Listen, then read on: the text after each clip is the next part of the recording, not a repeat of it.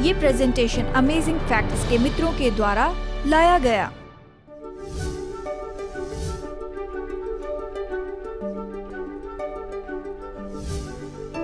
यदि आप चाहते हैं कि आपके बच्चे बड़े हो और आदरणीय हो, तो आपको आदरणीय होना है, पारिवारिक आराधना करनी है। माता पिता का आदर करने का ये पूरा विचार परमेश्वर के वचनों से सीखा जाता है और ये जरूरी है कि परमेश्वर का वचन आप अपने परिवार में सिखाते जाएं।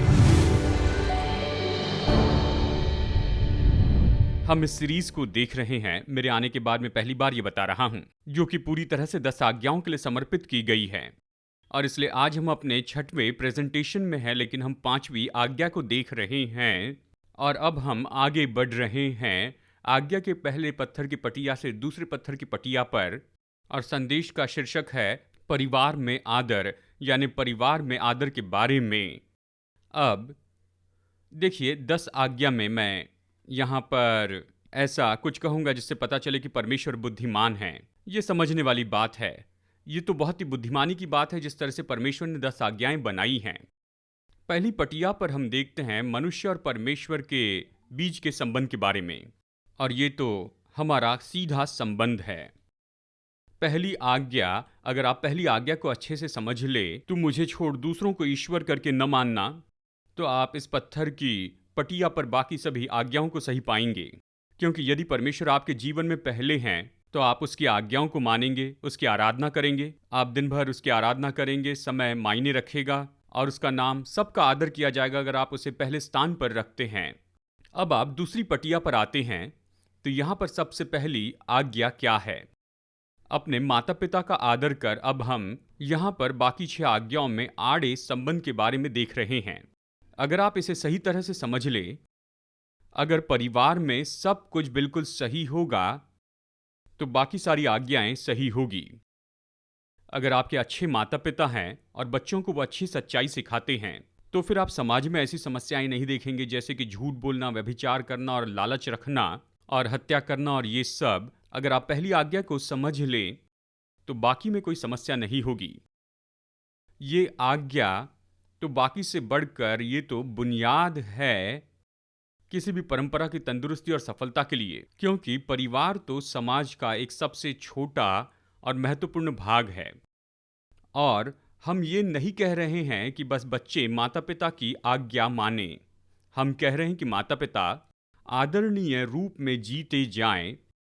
और ये तो माता पिता के बीच का संबंध है, और ये संबंध है माता पिता का बच्चों से और बच्चों का माता पिता से। ये सच में परिवार में आदर के बारे में कह रहा है, आदर और सम्मान। और इसीलिए ये आज का संदेश है जो कि वचन के ऊपर आधारित है। आप अपनी बाइबल में से देख सकते हैं, निर्गमन अध्याय 20 वचन 12 में। तू अपने पिता और अपनी माता का आदर करना, जिससे जो देश तेरा परमेश्वर यहोवा तुझे देता है उसमें तू बहुत दिन तक रहने पाए। देखिए, हर किसी परंपरा में, यानी मजबूत समाज के लिए, उन्हें सबसे पहले यही करना है। उन्हें ये समझना होगा कि बच्चों के लिए अधिकार जो है वो कोई दशा नहीं है, माता पिता हैं। ये विचार कि गांव के सभी बच्चों की परवरिश एक साथ करें, ये तो अच्छे सुनाई देते हैं, लेकिन नहीं। परंपरा तंदुरुस्त रहे, इसके लिए हमें ये समझना होगा कि जो परिवार होता है, यानी उन बच्चों की जो जिम्मेदारी है, ये तो सबसे पहले होती है उन पर जिन्होंने उसे जन्म दिया है। मैं शारीरिक जन्म के बारे में कह रहा हूं। वो अपने माता पिता के स्वरूप में बने हैं, जैसे हम परमेश्वर के स्वरूप में बने हैं। तो ये जिम्मेदारी तो माता पिता की होती है, और उसका आदर किया जाना चाहिए राज्य के द्वारा, सरकार के द्वारा। और देखिए, कुछ हद तक जब बच्चे छोटे होते हैं तो वो अपने माता पिता के अधिकार में होते हैं, यानी उन्हें उनका आदर करना है। लेकिन फिर भी हम अभी देखते हैं कुछ देशों की सरकार ऐसे दिखाती है कि हम बताएंगे कि बच्चों की परवरिश कैसे की जाए, इसके बजाय कि माता पिता ये निर्णय ले। और भी कुछ बात है, मुझे पता नहीं कि आप जानते हैं। ये कहता है अपने माता पिता का आदर करना, और यहाँ पर एक सच्चाई उपयोग की गई है, यानी यहाँ परिवार जो परमेश्वर ने बनाया है वो ये नहीं कि बस पिता और पिता हो या माँ और माँ हो, लेकिन ये है माता और पिता। ये परमेश्वर की योजना है। और इसी तरह से पहले पत्थर पर परमेश्वर इस तरह से कह रहे हैं, देखो मैंने तुम्हें बचाया, तुम्हें बनाया, इसलिए मैं चाहता हूं तुम मेरी आराधना करो। एक दूसरे के साथ में हमारा जो संबंध है उसकी बुनियाद की शुरुआत होती है माता पिता का आदर करने से, क्योंकि माता पिता बच्चों के लिए परमेश्वर की पहली विचारधारा है। वो बच्चों के सामने परमेश्वर के प्रतिनिधि हैं। इसके बारे में सोचिए। परमेश्वर ही है जिसने हमें बनाया है, हमें थाम कर रखा है, हमारी परवाह की है, हमारे लिए प्रयोजन करते हैं, क्षमा करते हैं, शुद्ध करते हैं। और बच्चे के लिए परवरिश के समय उनका परमेश्वर कौन होते हैं? मैं इस बात को स्पष्ट करना चाहता हूँ। मैं जानता हूँ कि जैसे मैं इस विषय पर बात कर रहा हूँ, हम जानते हैं कि हम बहुत सी अलग परिस्थिति में रहते हैं और शायद कुछ लोगों को गोद लिया गया है। ये तो बिल्कुल अलग विषय है। शायद कुछ लोगों की परवरिश केवल माता या पिता के साथ में हुई हो, या शायद कुछ लोग टेस्ट ट्यूब बेबी है जो किसी कॉरपोरेशन के द्वारा बनाए गए। मुझे पता नहीं, हम अलग अलग लोग हैं और अलग अलग पर्याय हैं। हम यहाँ पर जो कह रहे हैं वो तो एक सामान्य रूप में है, आप समझ रहे हैं। ये सामान्य परिवार है और मैं जानता हूँ हमारे परिवार में इस विचार के अलग अलग प्रतिरूप होते हैं। या हम में से कुछ लोगों की परवरिश हुई हमारी माँ और सौतेले पिता के द्वारा, चाहे कुछ भी हो। यानी हम सामान्य परिवार के बारे में कह रहे हैं। आप इस विचारधारा को समझिए। शायद हो सकता है कि आपकी परिस्थिति के लिए बिल्कुल सही फिट ना हो, लेकिन सामान्य बच्चे के लिए उनके लिए परमेश्वर का जो विचार है वो माता पिता के लिए है। सच तो ये है कि ये विचार तो सच में क्रांतिकारी है कि जब बच्चे छोटे होते हैं, जब वो छोटे होते हैं तो सोचते माता पिता सब कुछ कर सकते हैं। वो माता पिता को देखकर सोचते हैं कि ये तो परमेश्वर हैं। वो उनका भय मानते हैं, आदर करते हैं, उनसे प्यार करते हैं। वो उनसे दूर रहना नहीं चाहते हैं। जब थोड़े बड़े होते तो कहते हैं मेरे पिताजी इस संसार में सबसे बलवान हैं। और जब 12 साल की उम्र के आसपास होते हैं तो सब कुछ जानने लगते हैं। और फिर जब वो 14 साल की उम्र में होते हैं तो उन्हें ज़्यादा पता नहीं होता है। और जब वो ग्रेजुएट होते हैं तो सोचते हैं मेरे माता पिता को कुछ भी नहीं समझता है। और जब वो 25 साल के होते हैं तो कुछ बदल जाता है। वो कभी कभी फ़ोन करके हमसे कुछ सलाह मांगते हैं। और जब वो 30 साल के हो जाते हैं और उनके बच्चे भी हो जाते हैं, और तब अचानक उनका आदर बढ़ने लगता है और वो इसे समझने लगते हैं। और जब वो 60 साल के होते तो सोचते काश मैं उनसे फिर कभी बात कर पाता और मैं उनसे और भी सवाल पूछ सकता था। यानी वो सोचते हैं उन्हें सब कुछ पता है, फिर सोचते कुछ पता नहीं, फिर सोचते सब कुछ पता है। ये अजीब है, क्या आपने कभी देखा है? लेकिन वो इस विचारधारा को दर्शाते हैं। इसलिए बच्चों के लिए जरूरी है कि वो अपने माता पिता का आदर करें। और ये बहुत ही महत्वपूर्ण है कि माता पिता अपने बच्चों के सामने आदरणीय जीवन जिए। आपका बच्चा परमेश्वर के बारे में क्या सोचता है, ये तो ज्यादातर आपके प्रभाव के द्वारा आने वाला है। अब चलिए शायद मैं कुछ समय इसके बारे में बताऊं कि आदर का मतलब क्या है। जब हम कहते हैं अपने माता पिता का आदर करना यानी इब्रानी में ये कहता है कि उन्हें भारी बनाना, यानी गुरुत्वाकर्षण बढ़ाना, उनकी बात को महत्व देना, उनके व्यक्तित्व का आदर करना, उनके बारे में सम्मान रखना। ये इब्रानी में है और ग्रीक में शब्द है टमाहो। इसका मतलब है सम्मान करना, इसका मतलब है आदर करना, उनका आदर रखना, अपने माता पिता का आदर करना। खैर मैं बता दूं, इसे हमने ग्रीक में पढ़ा है, हिब्रू में अच्छे से पढ़ा है कि इसका मतलब क्या है, क्योंकि हम यीशु के वचनों से इसे देख रहे हैं और पुराने नियम के उदाहरणों से देख रहे हैं। नीति वचन 10:1 सुलेमान के नीति वचन, बुद्धिमान पुत्र से पिता आनंदित होता है परंतु मूर्ख पुत्र के कारण माता उदास रहती है। नीति वचन 15:20 बुद्धिमान पुत्र से पिता आनंदित होता है परंतु मूर्ख अपनी माता को तुच्छ जानता है।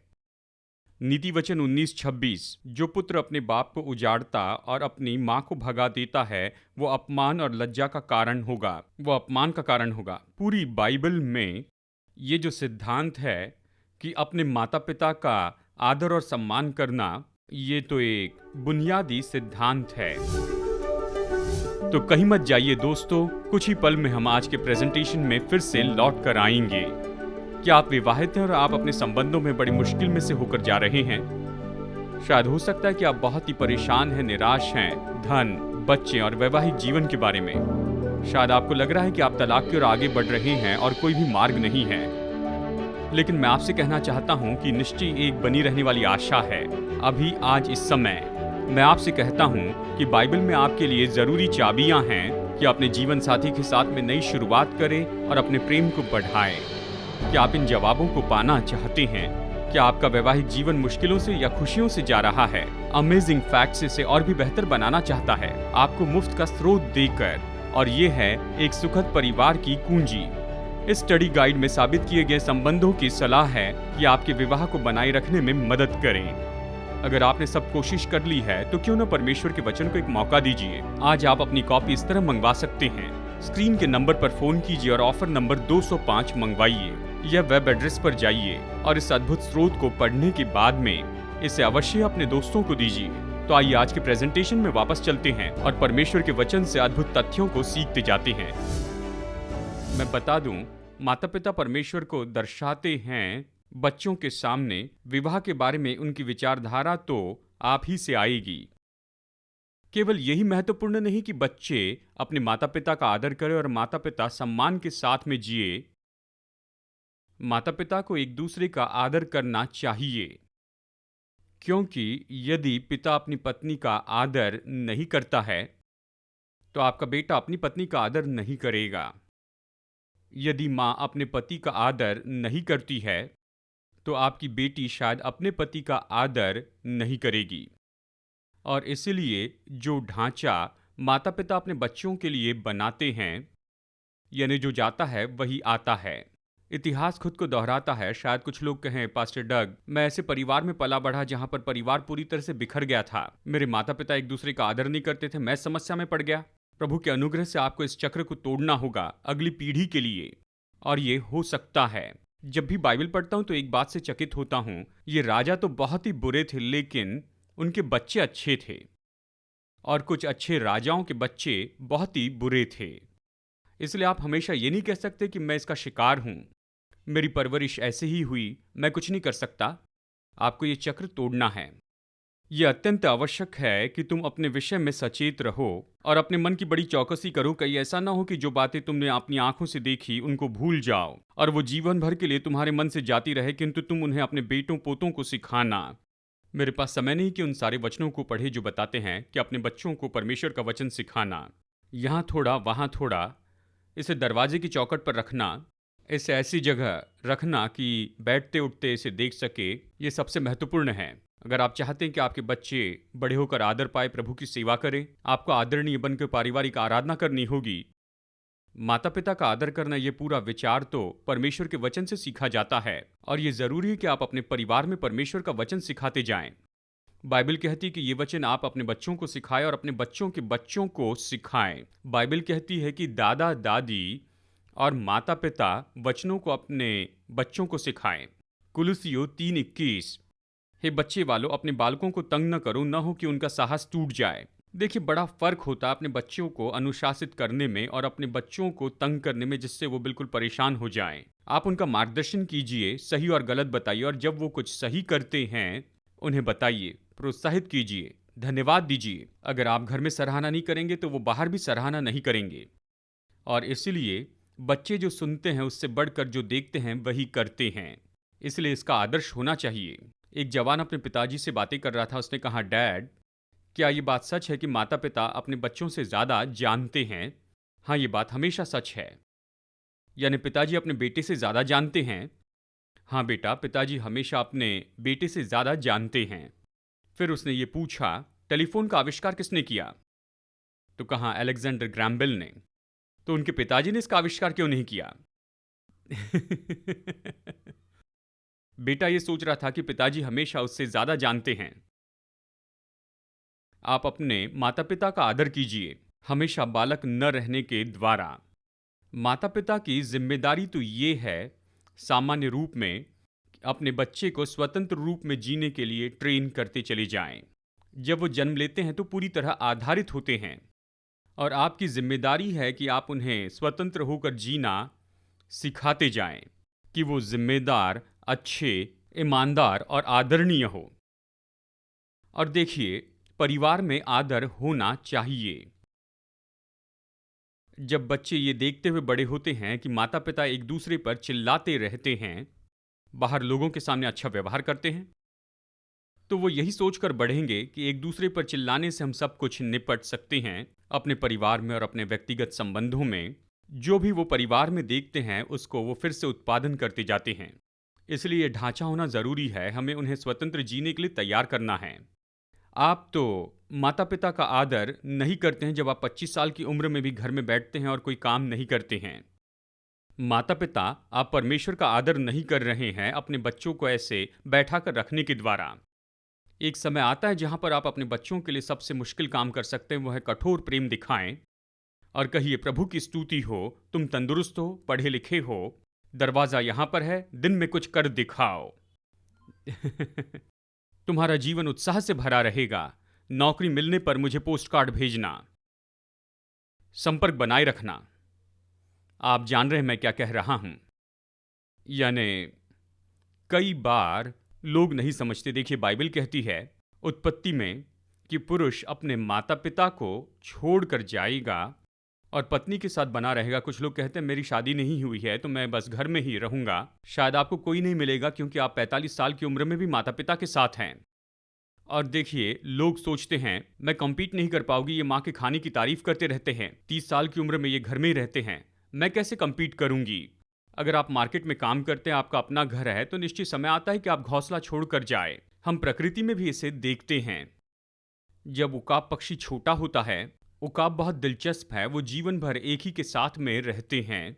माता पिता बच्चों की देखभाल करते, दोनों एक साथ काम करते हैं और वो अपने घोंसले को अपने बच्चों के लिए बहुत ही नरम बनाते हैं ताकि अंडे सुरक्षित रहे। उनका घोंसला तो घास फूस से बना होता है, हड्डियां भी होती हैं, लेकिन नीचे में बहुत आरामदेह बनाते हैं।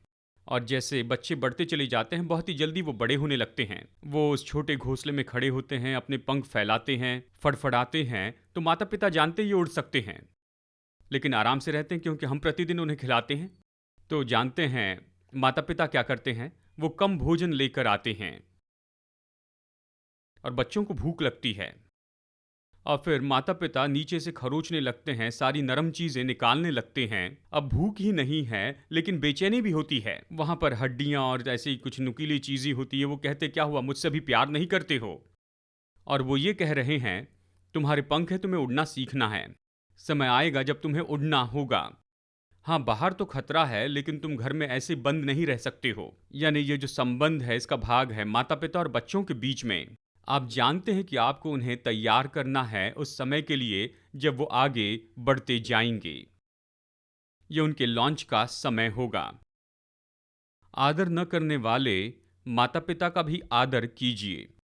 जब भी माता पिता का आदर करने के विषय पर हम सिखाते हैं तो निश्चय ही कुछ लोग ये कहते हैं, खैर ये आपके लिए बहुत ही आसान है, आप मेरे पिता को नहीं जानते हैं, मेरी माता को नहीं जानते हैं, ये तो पूरा असंभव है। जिस तरह से उन्होंने मेरे साथ व्यवहार किया, मेरे साथ बुरा व्यवहार हुआ, तो इस परिस्थिति में हम कैसे निपटे। या हो सकता है कि आप ये कह रहे हैं कि मैंने उनका आदर करने की कोशिश तो की, लेकिन ऐसे दिन रहे जहां पर मैं शांति से उनसे बात नहीं कर पाया क्योंकि बहुत सी गड़बड़ी थी। मेरे बड़े हो जाने के बाद भी मेरे जिंदगी में बोलते रहे कि मुझे क्या करना चाहिए, मैं बात नहीं कर सकता। जब भी बात करने जाऊं तो हमारी लड़ाई होती है।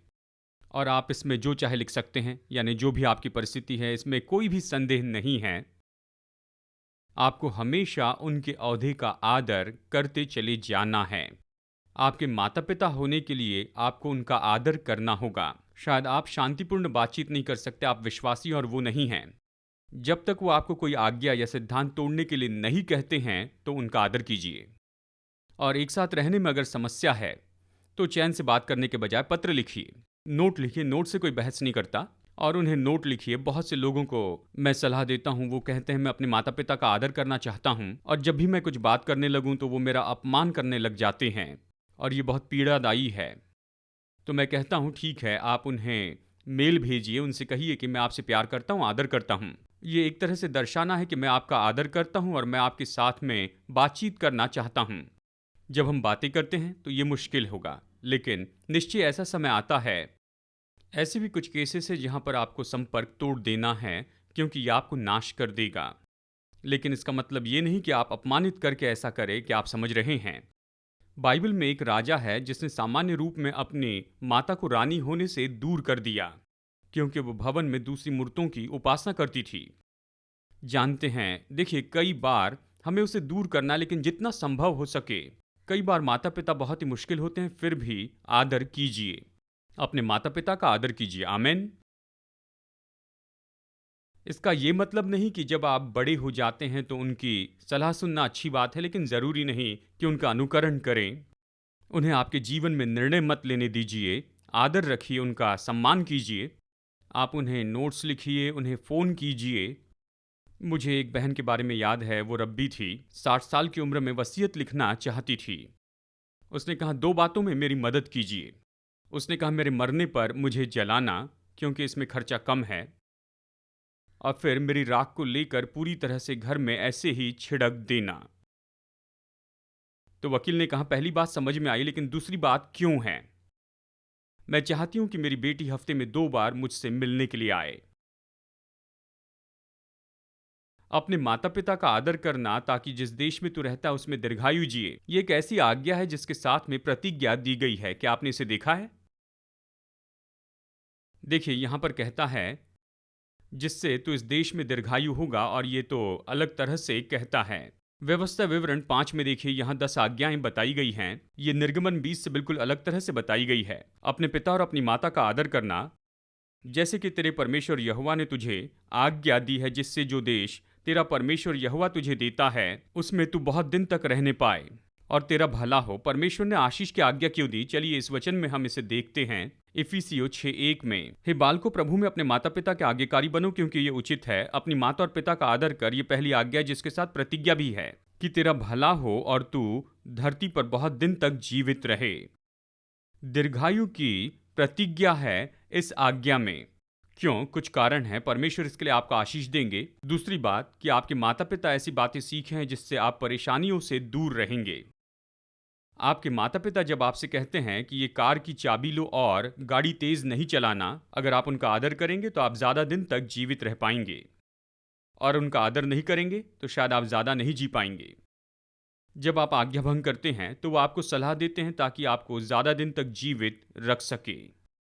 और ये तो बहुत ही दिलचस्प है कि ऐसे देश में जहाँ पर दीर्घायु की अपेक्षा की जाती है, वो अपने माता पिता का बहुत आदर करते हैं। जानते हैं ज़्यादा जीवन जीने वाले लोग कौन से हैं?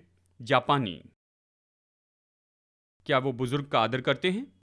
ये अद्भुत बात है कि कुछ साल पहले जब वहाँ पर बड़ा भूकंप आया, ये तो बहुत ही अद्भुत बात थी कि वहाँ के लोगों ने अपने बुजुर्गों का इतना अच्छे से ध्यान रखा, और वो इतने सचेत थे, उनकी इतनी अच्छी देखभाल की, क्योंकि बचपन से उन्हें सिखाया जाता है कि बुजुर्गों के बारे में बहुत ज़्यादा आदर रखें।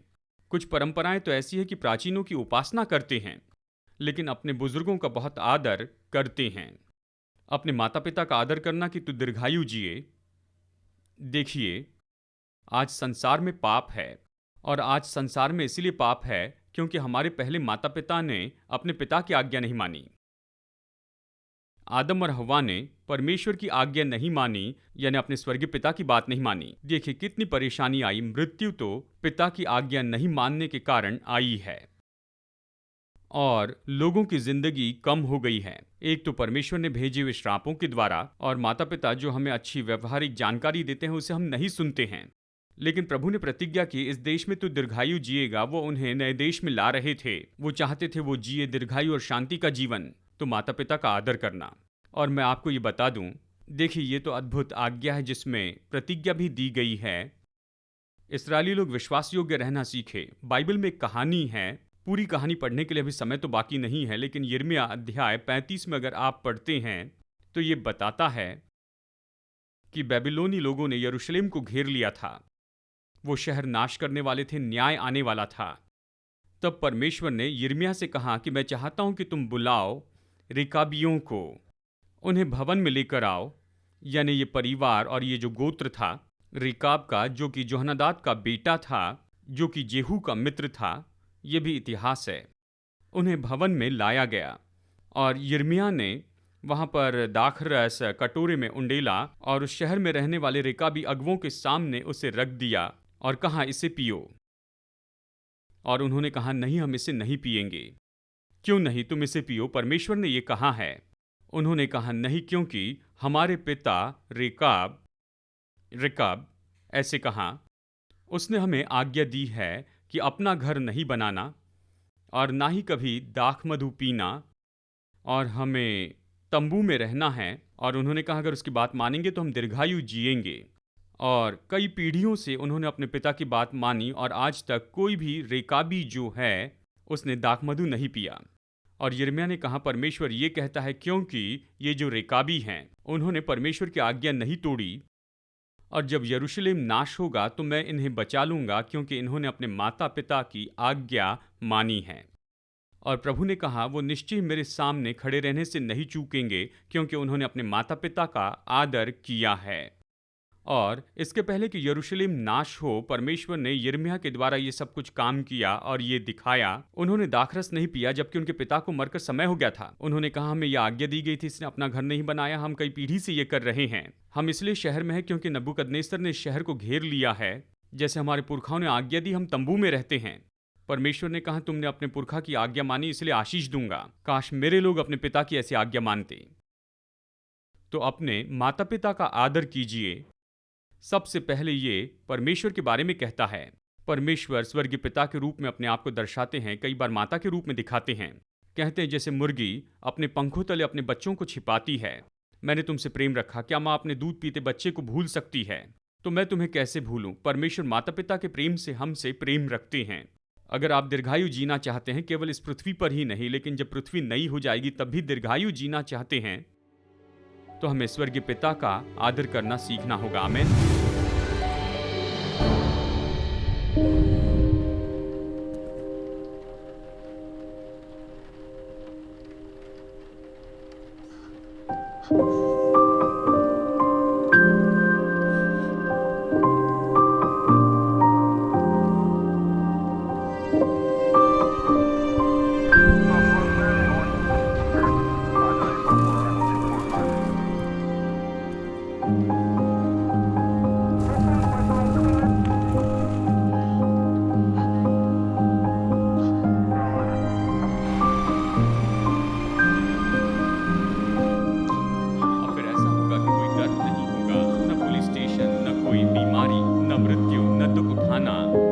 असली बात है दोस्तों, हमारे संसार का ये दुख तो परमेश्वर की योजना के अनुसार नहीं था। वो सब कुछ अपनी असली योजना में वापस लेकर आएगा। धन्य है जो मन के दीन है, वो स्वर्ग के राज्य के वारिस होंगे। क्योंकि मैं भूखा था और तुमने मुझे खाने के लिए दिया। मेरे इन छोटे से छोटे भाइयों के लिए तुमने जो कुछ भी किया है वो तुमने मेरे लिए किया है।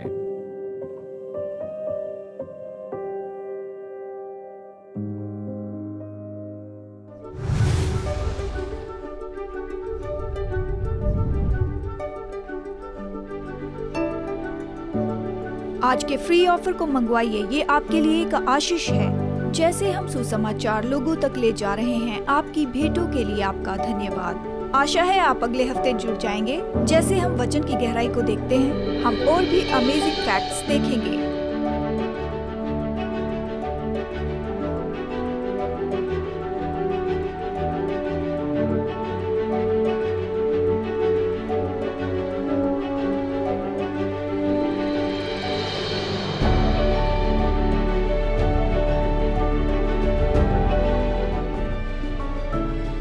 ये प्रेजेंटेशन अमेजिंग फैक्ट्स के मित्रों के द्वारा लाया गया।